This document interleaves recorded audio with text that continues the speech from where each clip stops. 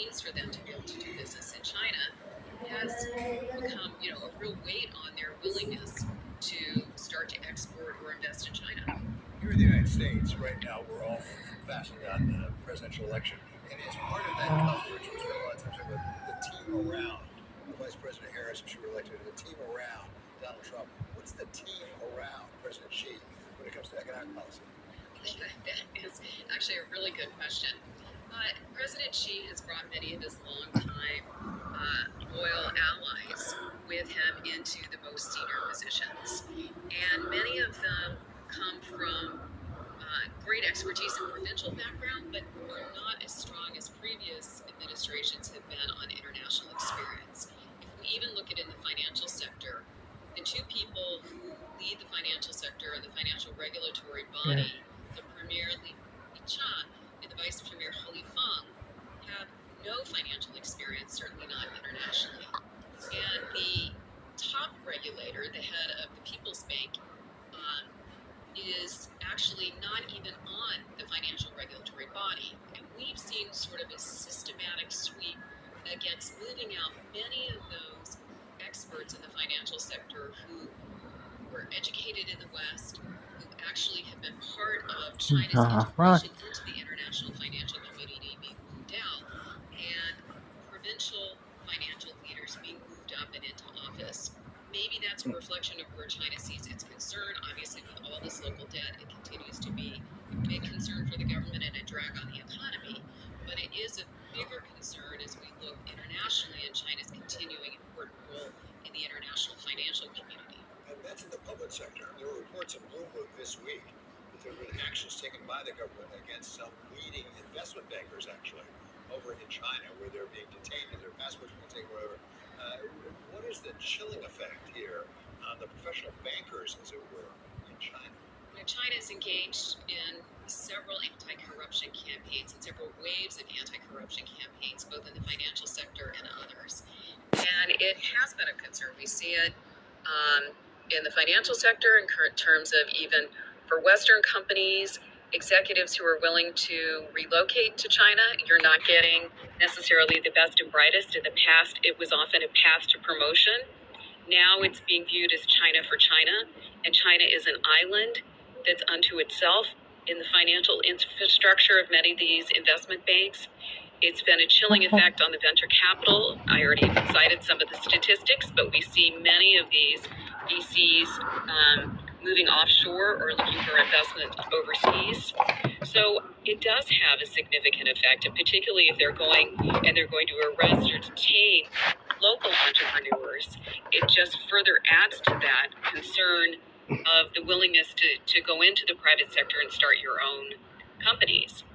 And that has a real effect on the overall economy, because if SMEs account for 60% of economic growth, 80% of urban employment, and about 70% of technological innovation, it's going to be very hard for President Xi to turn the economy around if we don't see those SME numbers growing. And finally, Deborah, trying to see it from President Xi's point of view, is it possible he's saying, well, listen, you in the United States and Europe think it's all about you. It's not.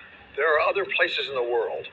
I can do business in Southeast Asia. I can do business in Latin America. I can do business in the Middle East. And maybe that's where his emphasis is on, and maybe he doesn't need the United States and Europe quite as much? Well, certainly we've seen a pivot away from the U.S. and European markets. Ours are still the biggest markets, and it will be hard to replace that with growth in the Middle East and Latin America and Africa, but we've definitely seen increased interaction. In fact, the premier of China is in Saudi Arabia as we speak, and we've seen an influx of Chinese companies into those regions. So they definitely need to build that out. Obviously, there are other underlying reasons and even justifiable reasons at some level why China has been engaged in some of these anti-corruption campaigns, breaking up big tech monopolies and other things like that. It's sometimes that they go a little too far, and it has a spillover effect on confidence. Okay, Deborah, it's always such a pleasure having you with us. Thank you so much. That's Deborah Lair of the Vasilina Group. Coming up, telling the stories of capitalism from around the world. It's the next chapter for Wall Street Week. That's next.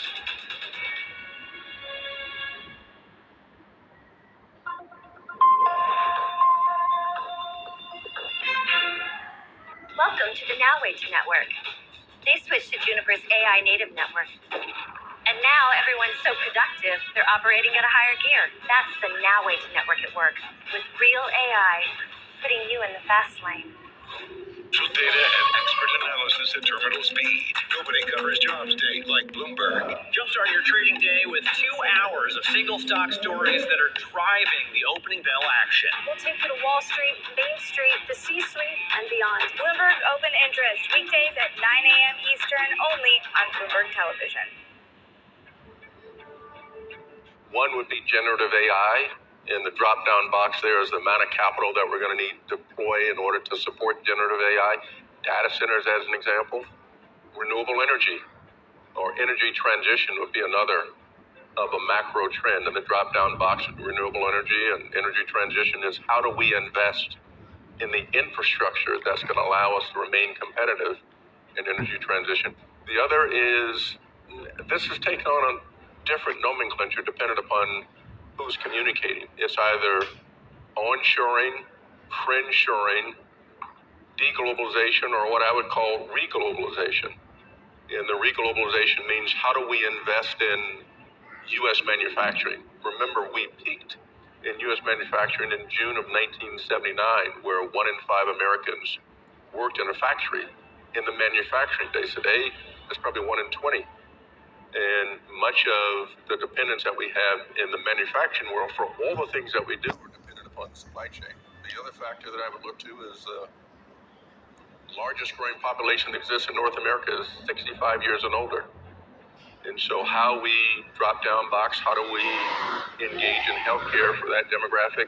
How do we manage the transfer of wealth or not? And the last is cybersecurity.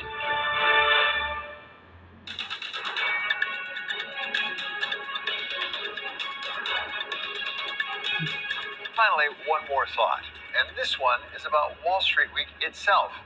It's a program that goes back over 50 years to the days of Louis Rukeyser on PBS.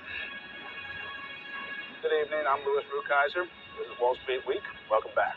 This was the week when the stock market staged what it euphemistically calls a correction. The country's trade balance, which had been delivering its own brand of bad news for many a month, somersaulted in February and recorded the biggest one-month surplus in American history. As of next week, we enter a new generation. We'll get out of the studio and travel around the world to bring you stories of capitalism, from Chinese-funded industrial parks in Mexico to the halls of academia in the United States and the United Kingdom, starting with Gillian Tett in her new role as head of King's College, Cambridge. Public money is drying up. The story of higher education, challenged on both sides of the Atlantic by a business model that can get in the way of teaching the workforce of the future. Teaching kids is not just a business in the sense of having a profit and loss balance sheet. It's above all else, it's a mission. The hardest business to change is one that's succeeded for a long time. Welcome to the new Wall Street Week, telling investors stories. Stories from business, markets, economics, tech, and climate. Like how a derelict building became a symbol for restoring pride. The train station felt like the right kind of challenger project for Ford to be part of, so that we could be part of the revitalization of Detroit. This felt like the kind of project that would be emblematic of our recovery as a company. We'll bring you the story of how one lender used prudent investing, along with its position in between the mega banks and the community banks, to help build a local, family-owned company into $1 billion world-class business. How long have you been banking with PNC? Since the beginning. Our first meeting with PNC occurred in my parents' basement when we were just starting our company. And, it was over a couple of fold-out tables, and the relationship started there, and it's done nothing but grow immensely over the years. Food is inclusive. Food doesn't really discriminate. Melville Wilson helps us tell the story of the New York restaurant business. It takes good food, good people, good economics, and like any recipe,